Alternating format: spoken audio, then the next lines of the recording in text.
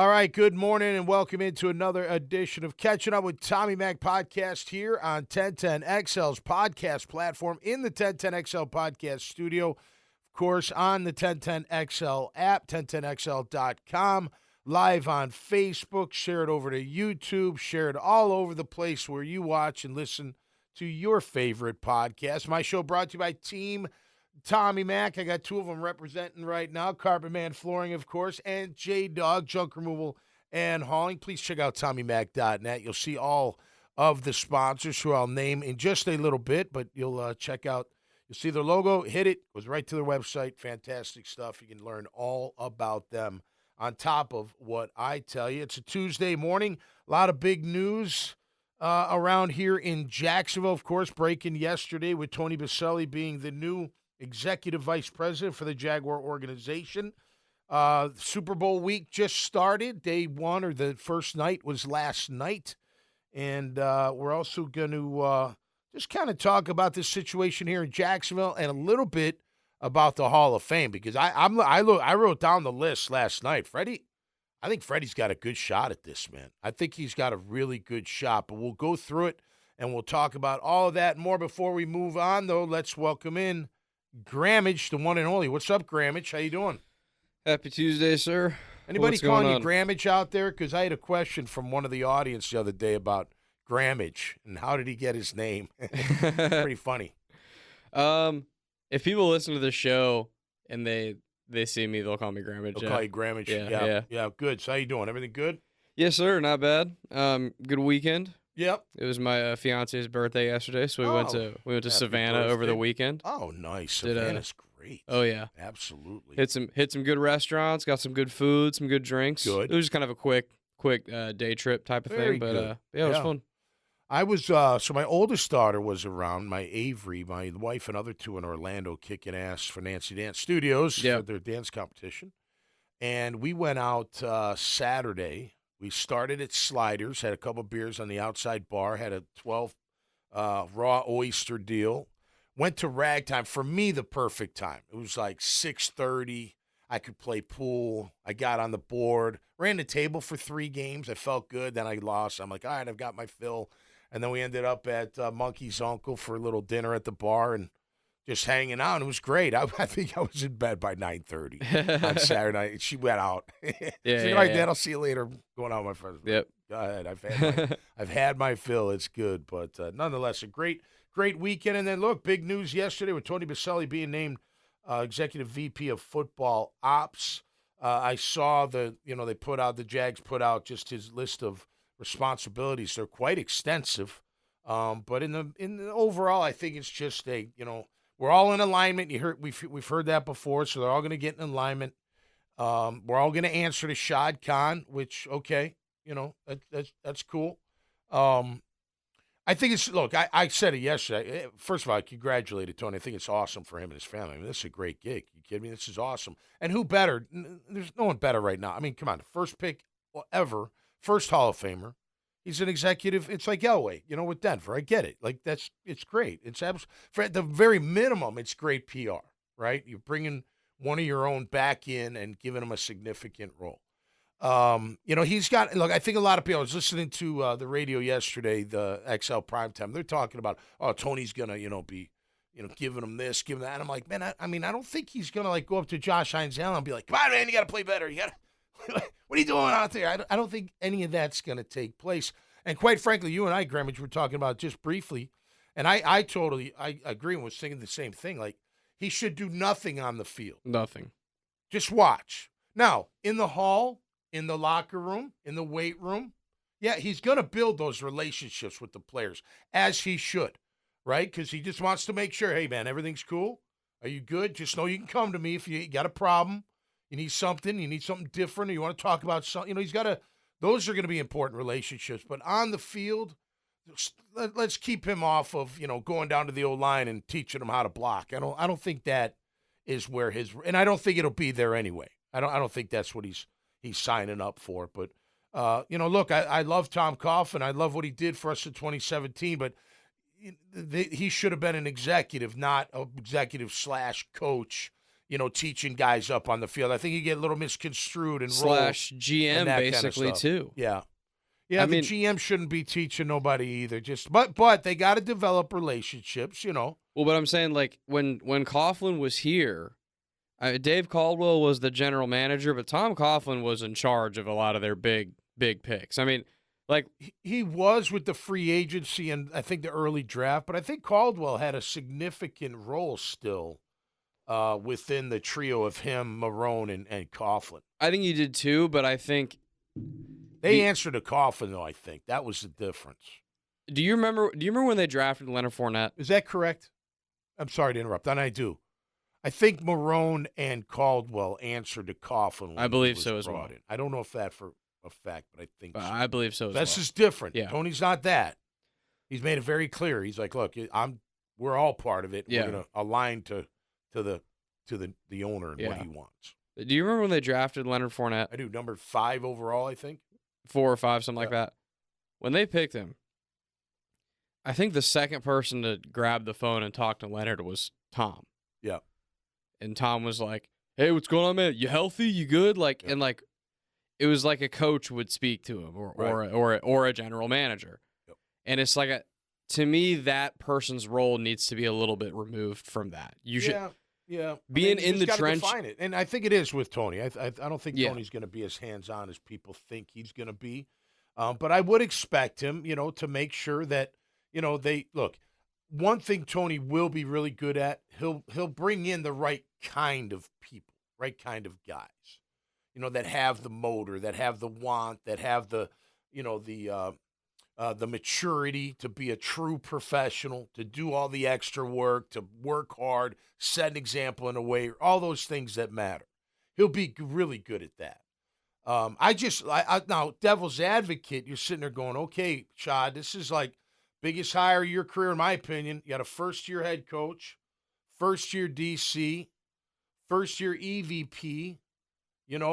I saw where Tony had he was talking about, they're going to hire the GM next and picking the players free agent. He said he's not going to be picking players, and I'm sure that's the case. But I would think he's going to help pick the right kind of players. Right? Look, last 2 years been attitude. It hasn't been all lack of talent. It's been lack of attitude. So they got to change the attitude. So I think he'll bring in those right kind of guys, which I think he should. But he talks about, picking players in free agent draft, and then he's like, quote, Liam is going to have a very, very big role in that process.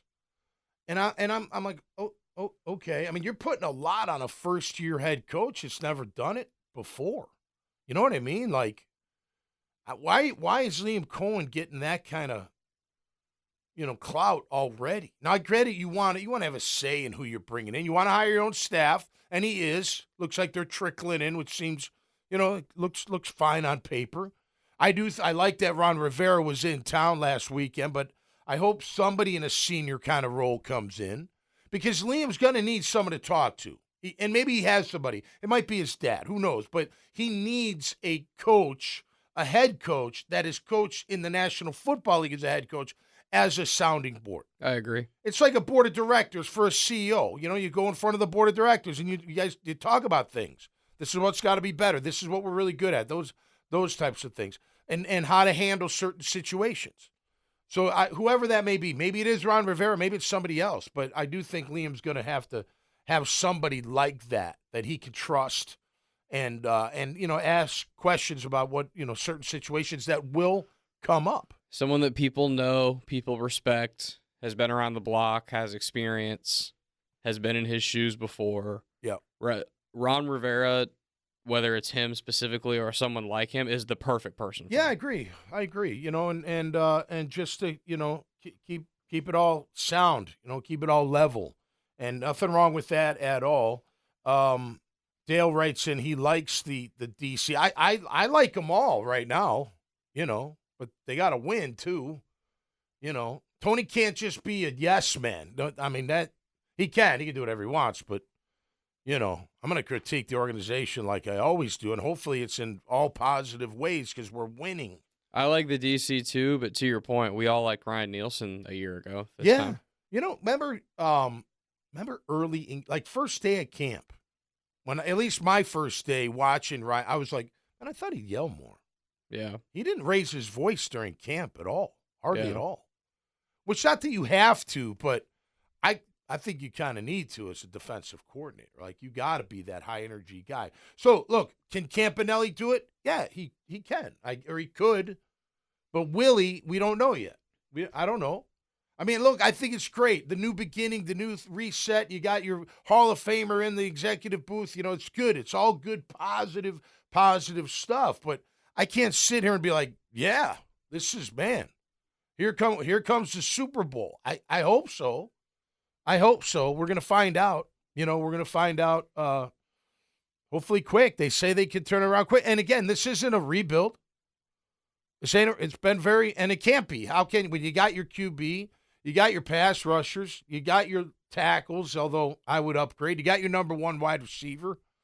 You got your number one corner, although I'd upgrade that too if I get the chance, and he's there, I guess, at number 5. You know, you got some players. You have plenty of players. So you're not that far away talent-wise. The question is, will Liam's philosophy be good for who they bring into that locker room? And then they'll thrive off that. They'll be like, all right. Because, look, there's going to be players in the locker room even right now. They're going to say the positive stuff, but they're kind of like, okay, look, first-year guy, I don't know. You know? I called Baker. Baker says he's cool. I guess he's cool. But we gotta.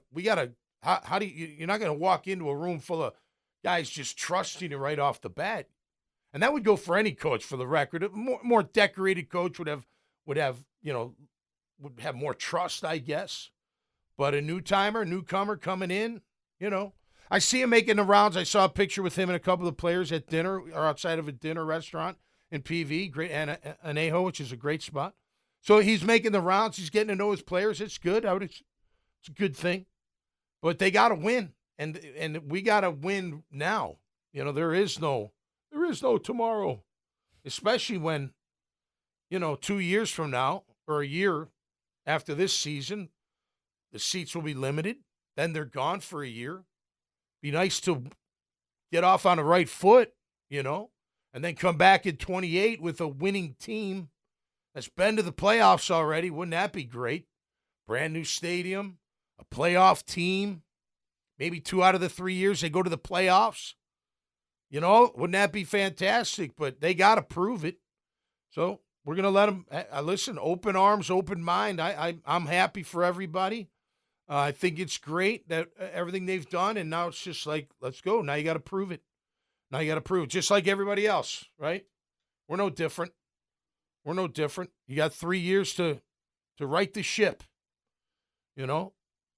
Everyone, by the way, it seems like everybody new hire in the NFL is all saying the same thing. Oh, it's quick. We're quick. We're winning quick. We're turning it around quick. And I guess you can, depending on who you bring in. Well, but no one's going to publicly say, yeah, this is a 3-year rebuild. No. But they'll say this isn't a 4-win team, and I'm like, yes, it is. That's exactly what it is. You won 4 games. I don't care how I know how you lost them. Most of them. There's a few you got blown out, but other than that, you didn't. So it doesn't matter. You're still a 4-win team. Who's not a 4-win player? Like, Brian Thomas Jr. is not a 4-win player, obviously. Who else that played that great last year? You'd be like, okay, maybe the DNs, at least Trayvon. Right? Anybody else? I mean, I don't know if Trevor's a 4-win team, but win last year, but he wasn't that much better. Maybe 6 for him. His year was kind of incomplete in terms of a grade. It wasn't good. I mean, the injuries obviously sucked, but he had a few good games, and then he had some really poor games. And that's what Liam Cohen's going to have to do. He's going to have to hone that up. If he can do that, and we get a defense. Look, I like our front four. I say it all the time, especially if Eric's playing inside. I'm still drafting in that area because you need more. You need bigger bodies. I mean, out of the rest, maybe Hamilton, maybe Jefferson, but I mean, I'm looking to upgrade that position. I like my front four, but I'm looking to that number 5 interior guy or number 1 interior guy off the bench or really pushing to be a starter. He's He's needed on this team. He's needed. We got to shut that run down when called upon. Like a third round D lineman type of guy. Whatever. I don't really care if they get the kid from Michigan or whoever they get. There's 2 kids from Michigan that'll be in the first round, they say. Mason Graham and Will Johnson. Is he the other D tackle? He's like 6'3", 340. No, big. sorry. I was talking about Will Johnson's the corner. Will Johnson's a corner. Mason Graham's the first. There's another D tackle from They have Michigan. 2. I don't remember He's the other massive. guy's name. Yeah. Be a good run stop. We need a good, guy you can't move, that you have trouble moving. What about in the 4th or 5th, maybe even later than that, like 5th or 6th round or whatever it ends up being? What about Desmond Watson from the Gators? Is that the 400-pound dude? Maybe 7th. Yeah. He's like 430. Yeah. I don't know. I'd have to make sure he not exactly a third down pass rusher. No. But No. And will he do more than just clog up the center? Not really, but I'd love that. Yeah. Well, the guards still come off. He's got to be really good at keeping that guard off too. Because of him, Florida was very good in short yardage run game. Yeah, well, you can't move them. Goal line and like unless you 3rd get and under it. ones. Yeah. Ole Miss had this play where they would make their defensive tackle like the running back, and he'd take a direct snap and he'd run. Yeah. And it was their short yardage play, and it had an 100% success rate until they played the Gators, and they ran it 3 times. They're over 3. Because Florida, I'd take a late round pick on him, but I wouldn't give a 4th or anything unless he can really move, and you're like, wow, he can really move. He can move a lot better than you would think he can. I'm sure I'll he tell can. You that. You're not playing D1 ball, just being a fat slob standing there. You got to move a little. And I'm not even really talking about him. I'm just talking more about how I agree with you. They need someone on the inside on 1st and 2nd base downs that can consistently demand a double team. Yep. That's And handle the double team. And handle it, yeah. Not just get blocked down the field. If you give me my 2 edges I've already got, you give me some combination of Armstead, Mason Smith, and maybe Jordan Jefferson does something, who knows. Yep. And then you give me another guy in the draft that's just a run-stuffing, lane clogging SOB. Yep. Now I feel pretty damn good about my D-line. Yeah. And look, he's a decent player, and no disrespect, I'm over the Devon Hamilton experience. Yeah, he's just the better out of the ones remaining, in my opinion. He's fine. Jefferson's NA right now. He's incomplete. I haven't seen enough of him say he's going to do anything. I'm just tired of every offseason us thinking Devon Hamilton's going to take a big. He's just not going to. He is what he is, and that's fine. He doesn't suck. He's not awful or anything. He makes some plays. He does, but he also gets pushed down the field too much. Those 3 do. Lacey, Ledbetter, and him. They're not heavy enough or something. I don't know what it is. And I think with all this new coaching staff, all this new blood, Tony coming, and just all this newness around. It's time for a lot of those guys to move on, in my opinion. Like, obviously, you're going to keep your core guys that are here and that you want to build the future on. Right. But a lot of these other dudes, man, that have just hung around for forever, like I'm ready to move on. Walker Little, this is 3rd coaching staff, bro. And I'm ready to move on. I don't think his contract will hold them back from upgrading him if they want to. If the guy's there, they can get him. This is I think a common misconception because he got extended. He's not getting paid like Trent Williams money. No. It is not either like is Ezra for that matter. Right. They both got nice contracts, but it was on the lower end of the marketplace. They're extensions, and they are if you want them long term, you can have them and you're fine. Right. But it's not that hard. It's not like you're gonna have this crazy dead cap figure to get. It's not like that. I wonder how many new offensive linemen we'll have because the past few 2 to 3 training camps, they all been the same. The backups, who was competing, you know what I mean? A couple of new guys here and there that we don't know much about. But I wonder, like you think of, the guys that got extended are going to be back. Morse is going to be back. Anton will be back. Will Sheriff be back? I think he's a free agent. I don't think there's any way they bring Sheriff back. Hance, is he coming back? Cole Van Lanen, is he coming back? That's with all those guys. You can't get rid of all of them. It's not like you're going to replace all of them. But with all those guys, it's the same as I was talking about with Devon. Yep. And if Roy Robertson Harris hadn't been traded, like I would have felt the same about him. But with the offensive line, it's the same thing. Like same deal. Like I understand they're going to keep Morse, like you're saying. They're obviously Ezra. Like those guys are obviously going to be here. But in terms of some of those backups that have quote-unquote pushed them in camp, even though those guys were never going to start. They were never.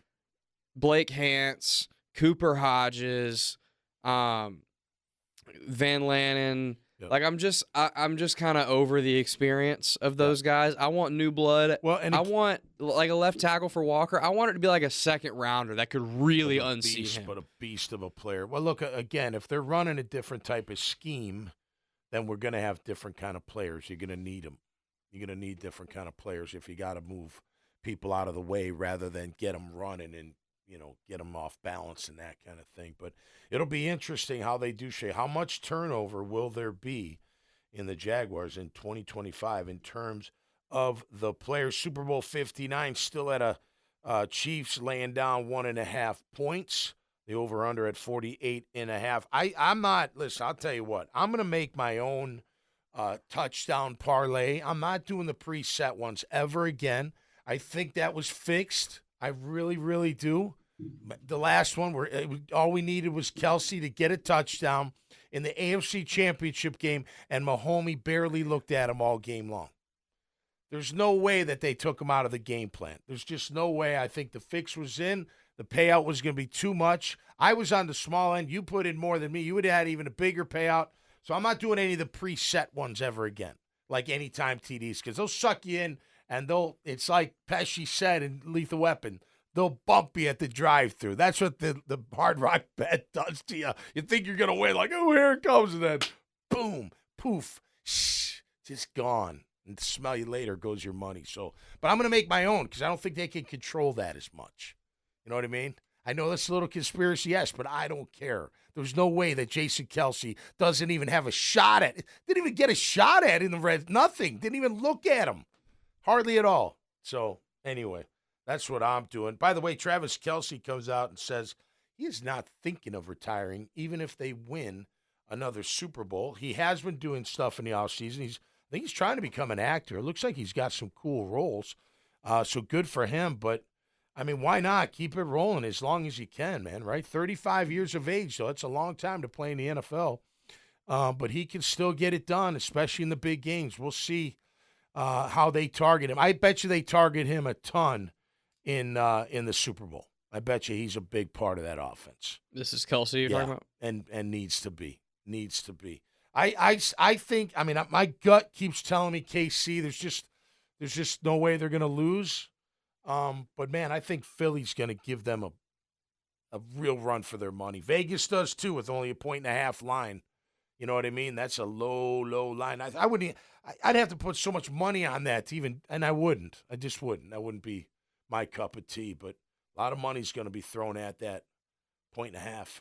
You know what's wild is if the Chiefs do win, they will have not only three-peated, but they will have won the Super Bowl 3 years in a row against 3 rosters that I think you could probably argue all 3 are better than the Chiefs rosters. Yeah, you could. Isn't that crazy? Yeah, I know. That's wild. I know. That's what's tough about the playoffs is you have to beat good teams. You're playing nothing but really good sound, teams, right? Disciplined, right?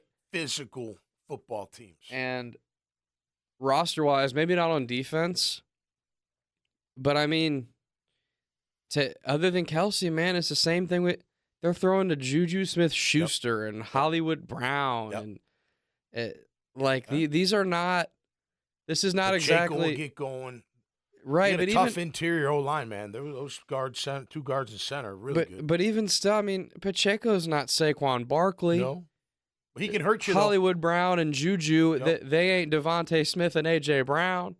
Remember when Brady didn't need big name wide receivers to win in the Super Bowl? I think what happens. That one year you couldn't even name his starters. I know. I think what happens, Tommy, is with those guys in particular, and the reason they get rolling so hard is they have that ridiculously invaluable early career experience of making deep playoff runs and going to the Super Bowl. I'm talking about Mahomes and Brady. Yeah. And I think what happens is maybe they lose a couple of those games, they lose things the hard way, they have mistakes that they make or whatever, and they learn from those, and they just end up garnering all this extra experience that these other players don't have. That football is a chess match between coaches, right? So like with Andy Reid and Mahomes right now, and it was the same with Brady and Belichick, Yep. because of all this logged experience they have together, there's nothing you can throw at them they haven't seen. No, right. Nothing. No. I think back to the Bills game last week, or 2 weeks ago now, when the Chiefs blitzed that corner, and Josh Allen clearly didn't see it coming, and it threw him off. Yep. And it threw off their whole plan for that play, and it screwed him up.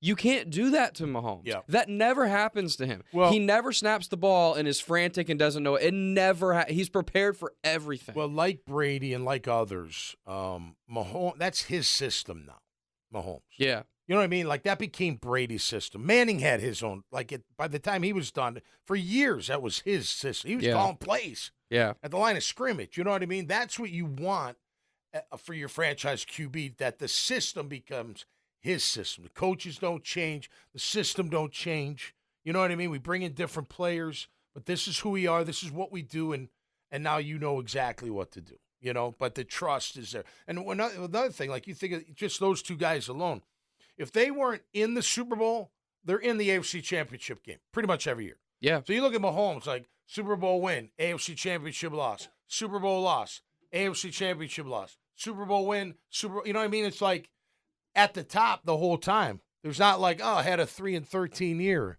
in the middle of it, you know, or 2 years or whatever. But I don't know, man. I think they got some magic. I know a lot of people are against a three-peat. I disagree, man. I mean, I even said yesterday on doing a short version of catching up. Go watch the Last Dance of the Bulls going for their 6th title. I mean, it's absolutely incredible. Now, they won 6 in a row, but 2 3-packs, right? They did 3 in a row. Then when Jordan left, then he came back 3 more in a row. You know, that's a dynasty. I think that's, I don't know. To me, I know how hard that is. Hard to repeat, hard to get back to the playoffs, hard to do all this stuff. So if they three-peat, A, it's history, so that's pretty badass. And B, man, I love a dynasty. I really do. I got no problem with dynasties in professional sports leagues. I actually embrace it. I'm not rooting for it, but I'm not like, I wouldn't be like pissed if it happened. No, right. If that makes sense. Yeah, right.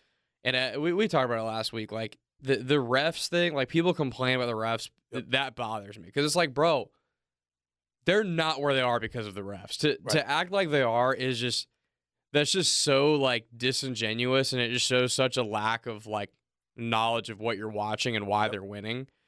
And it's like, I think what it comes down to, and it's the same thing with the Patriots. Like, again, football, especially in the playoffs, when you get deep into the playoffs, and everybody is good. Everybody is good. Yep.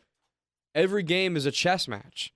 And without a doubt. And when you have just simply played more games of chess than who you're playing against, you've got a gigantic advantage. Think about in 2022 when our Jaguars went up to Arrowhead, the second round of the playoffs, okay? Yep. Our team was really good. We were. They were hot. We were on fire. Trevor was playing really well. Etienne was running. That was a good football team, a good-ass football team. Yeah. Roster-wise, arguably better than the Chiefs were. Probably not, but arguably. But they were close. Yeah. They were close at least. Okay. But you're talking about a team with Trevor and that whole crew, other than Doug, because he had won the Super Bowl, but the roster, they had never been in that situation before. Right. They've never played in a divisional playoff round. Right. Mahomes at that point had played in like 4. Yep. Right. The experience is just tremendous. And he's at home. Yeah. Right. Like it's not a big surprise that they keep winning all these games. They're always set up to succeed. Right. Well, and they draft the right kind of players. They bring in they have misses. I mean, I look, you think they would do the Juwan Taylor deal over again? Yeah. You think they would? They give him $60 million? Do I think they would not do the deal? That's what I mean. Like, yeah, you think if they went back, do you think they would do that deal knowing what they know now, what they have in the right tackle? I think they would have passed on him and drafted somebody. Yeah. That's exactly. So they do have misses. Not like they don't have misses, but they majority don't miss. And they make up for their misses. Yeah. Right. The quarterback helps the line out a ton. Well, right. But that's what I mean. Between Mahomes and Reed, whatever misses they do have, whatever shortcomings they do have, they know how to get around it. Yeah. Yeah, they sure do. And we're going to see if they can get it done on Super Bowl Sunday. Should be a good one. Myles Garrett wants to trade out of the Browns, out of Cleveland. Way to screw everything up, Deshaun Watson. You screwed that whole shot at being any good for that organization. They were counting on you to continue to rise. You were a darling coming out of Houston before all the stuff came out. But, man, I don't blame Myles for wanting out. Like, hey, man, our defense holds up the bargain. We get after it, but how many years is it going to take for us to even be a playoff, again? When are we going to get there again? So I wouldn't trade him, though, with that being said. I wouldn't. Depends what you give up. I know people are speculating, send Josh Hines Allen. They don't want that $31 million a year. You're saying you wouldn't trade for him if you're the Jaguars? No, if I'm the Browns, I wouldn't let him go. I would. Unless it was a crazy number. I would trade him. Only if it's a crazy number. He's one of the best of all time. You know why I would trade him? Because they're not. It's not because I don't think Myles Garrett is great, but they're not winning anything anytime soon. Yep. And his cap number is very high. It's got to be a great package. And with Deshaun Watson has them so hamstrung the next 2 years, they can't do anything in terms of like go get free agents, they can't. They literally cannot do anything. Well, then I'm probably firing everybody before I do all that. Well, right, but if we're going to rebuild, it's time to rebuild the front office. But firing everybody doesn't change your cap. Your cap books. No, I'm look just the same. saying that if we're getting rid of Myles Garrett to rebuild because we're in this salary cap hell and it hasn't worked out for us, everybody's gone.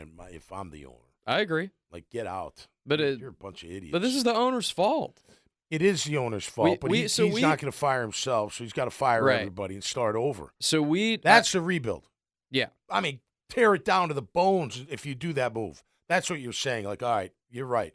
Give me a first, give me 2 3s or 2 2s or whatever, and a player, and I'm good. I get that. You're on the hook for like $30 million in cap the next 2 years for Myles Garrett. Yeah, and that's and then Deshaun's he's worth that money, but Deshaun. Yeah, I mean, between the two of those players, you can't sign anybody else. Who would you send for the Jag? Well, you'd send out anybody for him, wouldn't you? What would you give up for him if you were the Jags? What if I was the Jags specifically, would you give him this year's number 5 and a second rounder next year, or maybe this year, and Trayvon Walker? A first and a second this year, and oof. That's a lot. All right, so maybe that's a little steep. What if it's a first this year and a second next year and a player? And it's one of my ends? No, it's Trayvon. You don't get to choose. I'm saying Trayvon's on the block. Okay. Bro, I'd really think about it at that point. All right, if Josh was on the block, would it be easier to pull the trigger or harder? I saw people kind of debating that on Twitter yesterday. I don't know. I don't know at this point. Because I don't know either. I kind of feel like I'd go with Trayvon just because I think he's going to continue to go and get better. I think we've seen the ceiling of... You mean you'd keep Trayvon? I'd keep Trayvon over Josh. If I had to. Right now I want to keep them both, but if I had to pick, I'd go Trayvon because I think he's up on the rise, and I think... He's 3 years younger. Josh, you've seen his ceiling, which he can get to again, and it's great. But, he was halfway full last year, sack-wise anyway. And Trayvon's 3 years younger, too. He's bigger, stronger, faster, younger. Anyway, I don't think that'll happen. And look, if Myles Garrett goes to that pass rush anywhere, any team, they upgraded right away. I mean, that's like a ridiculous get if you. Yeah, I mean, he's probably the best defensive player in football. Yeah, he is all around. He's not just a sack master. There's no doubt about that. So Boselli says we got to get the GM right. Ethan Wall will get an interview as a GM. Ian Cunningham, Brandon Brown, Mike Greenberg. Let's see, Chicago, Giants, Tampa Bay. Chargers got a Chad Alexander, and Bengals got a Trey Brown. So what do I know about any of these guys? Nothing. Am I comforted that they're coming from Chicago, Giants, and Tampa? Not really. Well, Tampa. Yeah, Tampa. Yeah, he'd be. But the other two, I hear you. I don't know. It's funny how people just jump. Oh, here's a new name. Oh, jump on it. Like, I don't know. What has Ian Cunningham done that says he's going to be the next great GM for us that fits? Look, they're going to fill the job. Who doesn't want to be the general manager of a National Football League franchise? There's going to be plenty. That'll be, hell yeah, I'll do it. Hell yeah, I'll do it. I still think this whole, we all, go to the owner. You know what I mean? There's not like I'd rather have the owner's the owner, then my executive, then my GM, then my head coach. And they all go up the chain. Does that make sense? I mean, look, much respect to Shad Khan, but, I don't know. His decision-making hasn't been fantastic. Has it? Is that fair? In the past, I'm saying. Maybe he hit it right this time. Maybe this is the one. I sure hope so. Especially with, the big stadium coming and everything coming. I really do, man. I hope this is all the right moves. And I think so far, and again, I think Tony's the right move. At the minimum, it's a great PR move, for sure. And Tony will know what kind of person that we need in that locker room and in the organization. So I feel a lot, there's a lot of comfort in that regard. I'm not expecting him to rah-rah the team. I don't think he's going to do that. I think that's Liam Coen and his staff's job to make sure that team is ultimately prepared and motivated and conditioned to win in the NFL. And we'll find out if that is the case. We sure do hope so. All right, we're going to look at Freddie T and his chances at the Hall of Fame. Be coming up, when is that, Thursday night? NFL honors? Saturday night. We'll know Saturday night, I think. Or does it come? I thought it comes Thursday or Saturday, but it's coming this week. I feel like Thursday. I think it's Thursday night. I think it's Thursday. NFL honors night, something like that. Before we get into it, just want to remind you about Team Tommy Mac, a group of businesses that I personally endorse, and I absolutely love doing so. Carpet Man Flooring. Check them out in Orange Park on Wells Road and near Craig Airfield on St. John's Bluff Road. You just go to carpetman.biz. Highest quality at the lowest prices. J-Dog Junk Removal and Hauling.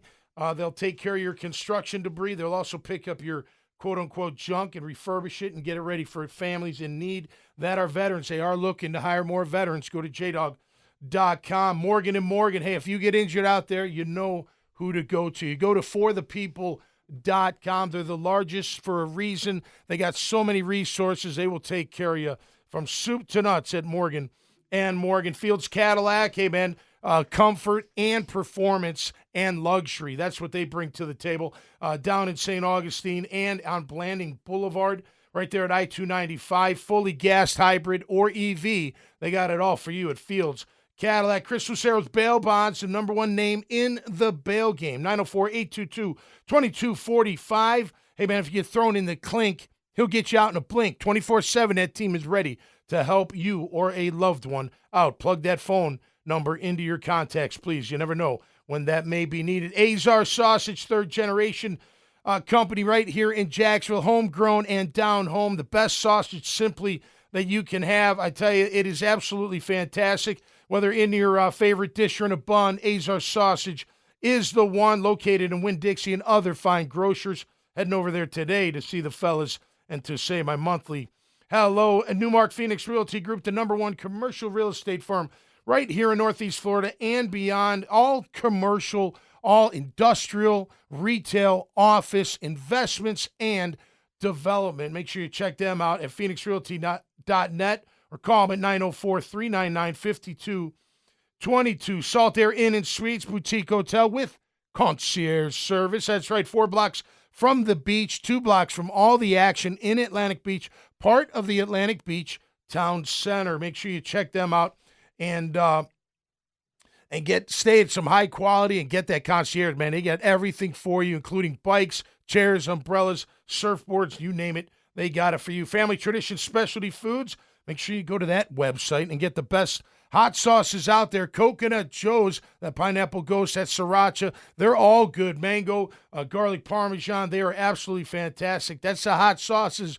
on our table at my home. Let them be yours as well. And get a BOGO free when you put pound Team Tommy Mac in the discount code bar at FamilyTraditionsSpecialtyFoods.com. Code Ninjas, a great school for your kids to learn all about technology, all about coding, all about Roblox and Minecraft, and get to build your own games, learn about AI. I tell you, from ages 5 to 15, get them into the after-school program that'll count down the road. Go to CodeNinjas.com. And Freedom Finance, my friend Courtney Myers, he's your fractional CFO who's always there for you when you need them. You small businesses, you medium-sized startup, you're looking to grow. When Courtney comes in and he'll take over and help you out with all your financial aspects, raising money, bookkeeping, forecasting. He does it all like a CFO would.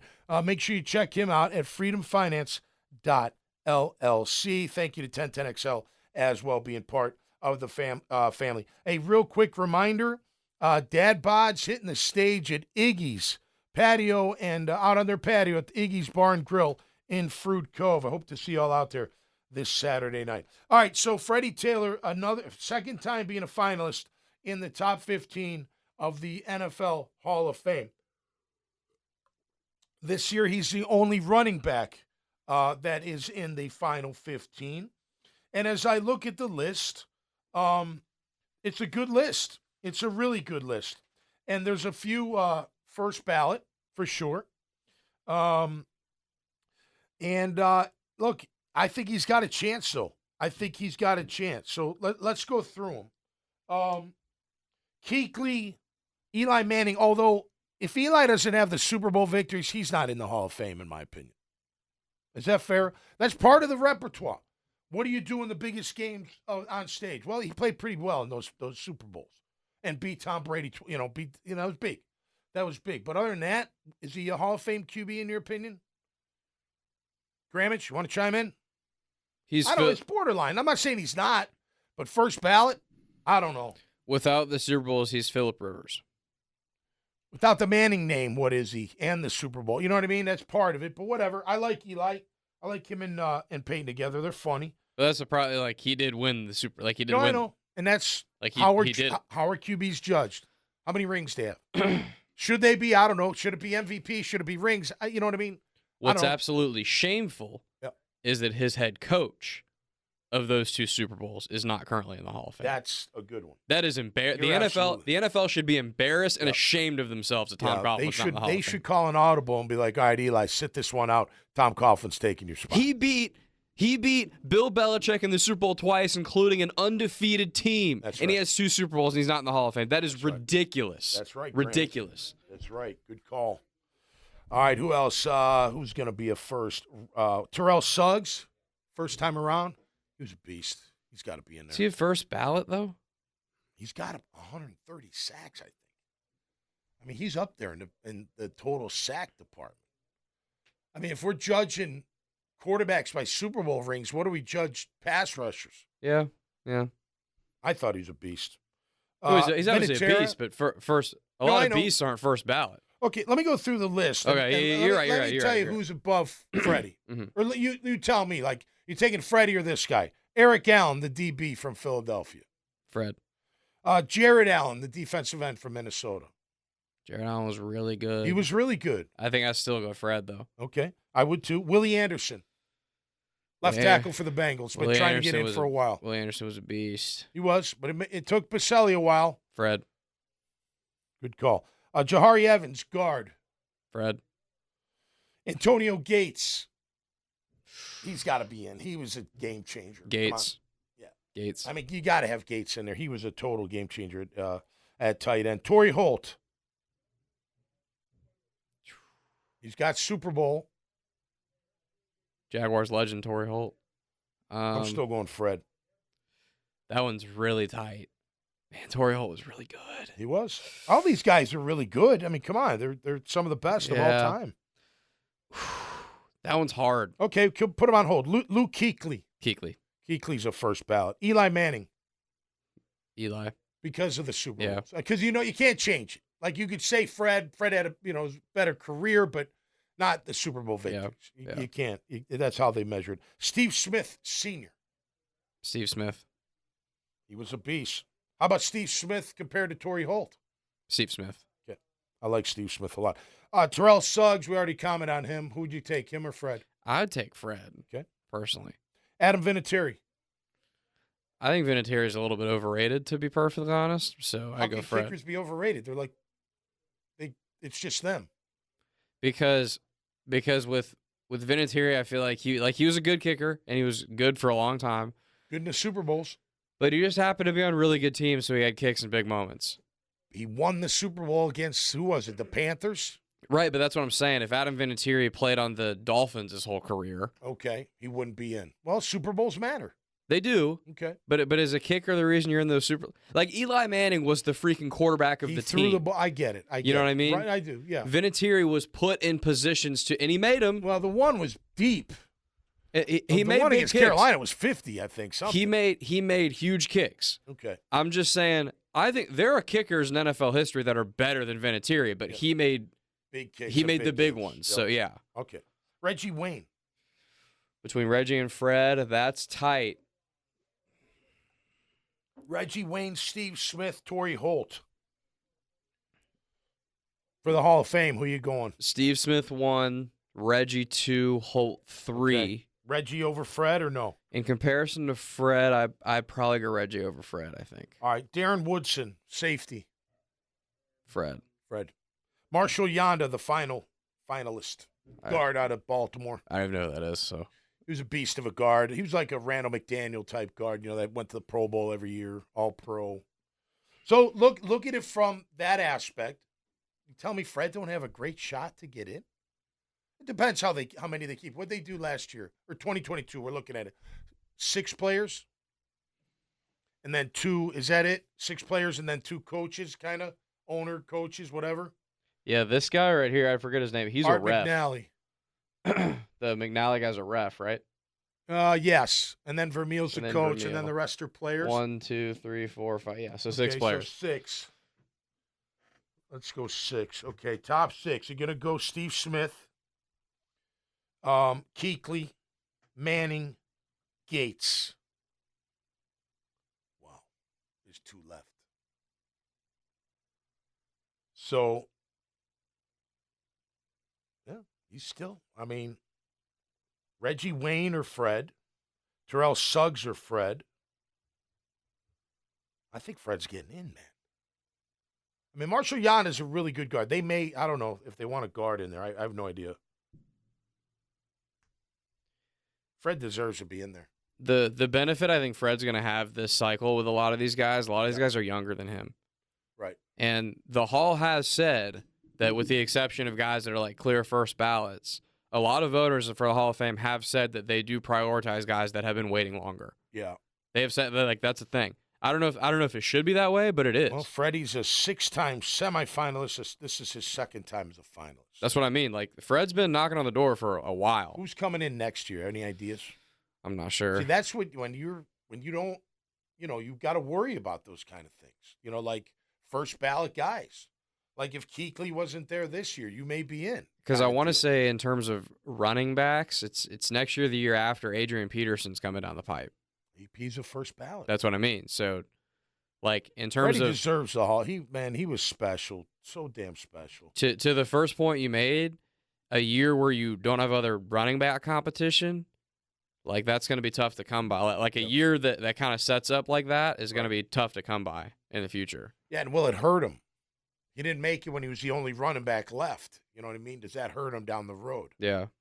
I hope not. Because what happens eventually, and this is what Tony was butting up against if he didn't get in when he did, right? You eventually get to kind of a wave where it sort of passes you by. Right. And you're kind of not you really become a senior guy then. Yeah, exactly. Yep. And that the modern era tag starts to slowly fade away. Yep. And you kind of miss it. You're in sort of a window that's 5-10 years of a window, I guess. Yep. And Fred's in that. And Tony was at the tail end of it. Took him forever. So Fred's in probably the. So if you've got the 4, Gates, Kuechly, Manning, Steve Smith Sr., let's just say those are the 4. Then you got Fred, Jared Allen, Torrey Holt, Reggie Wayne, Terrell Suggs, and Marshall Yanda, and maybe Vinatieri. I think he could. And I don't think it's not like it's strict 6 every. I don't know how they. No, I know. Sometimes it can be 4, right? Yeah. 5. I'm not sure how they. I don't know how they come to the exact number, but I know it changes. It's not always the exact same number. Right. I was going by 2022, but. I mean, it's roughly that, but. Yeah, it's normally 4, 5, or 6, somewhere around. But listen, if they let in 7 or 8 guys, I would say Fred's almost a shoo-in. A shoo-in, right. Versus if it's 5, that's going to be really hard, He's the 5th. Yeah, exactly. And that's a tough call. And this gets back to, and we've talked about this forever, we all know it. It's the market he played in, man. If Fred Taylor played for the Dallas Cowboys, he'd have been in the Hall of Fame a decade ago. Yes, but you would think they're in the Super Bowl though. The Super Bowl plays in the Super Bowl matter, I guess, for the Hall of Fame. It does, but it's both of those things are married together. It's the fact that he never played in the Super Bowl and he played in one of the smallest markets in the NFL. Yeah. Because if he had never played in the Super Bowl, but he played for the New York Giants or in a team that play on prime time, he's on Monday Night Football and Sunday night, that stuff matters. Yeah. Because when you're buried in the 1 o'clock slate and the national audience doesn't see you a whole lot, you get buried. Especially when you're not winning, they're not going to see you a lot. Look at when you're winning, they see a ton. I mean, everybody knew Fred Taylor after his rookie year. How he didn't make Moss, obviously, but his rookie year was unbelievable. Yeah. Well, unbelievable. Not in terms of market size, but in terms of winning, like you were saying. Look at Saquon this year. Yeah, Saquon. Right.